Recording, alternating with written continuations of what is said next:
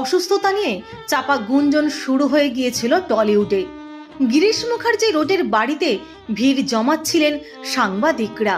Nursing home থেকে সোজা গিরিশ মুখার্জি রোডের বাড়িতেই নিয়ে যাওয়া হয় তাঁকে। বেশিক্ষণ চাপা রাখা যায়নি মহানায়কের মৃত্যুর খবর। 25 তারিখ ভোরবেলায় সেই খবর ছড়িয়ে পড়েছিল মহানগর ছাড়িয়ে গোটা ভারতে। বাঙালির মাথায় যেন বাজ ভেঙে পড়ল। ভক্তদের বাঁধ ভাঙা আবেগ ভাসিয়ে দিল গোটা মহানগরকে।